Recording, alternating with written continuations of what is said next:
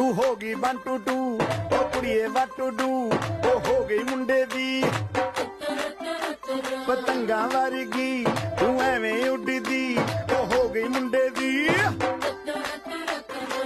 ਹਿੱਲਾ ਤੇ ਚੱਲਦੀ ਟੁਕ ਟੁਕ ਤੂੰ ਕਰਦੀ ਮੇਕਅਪ ਤੂੰ ਕਰਦੀ ਆ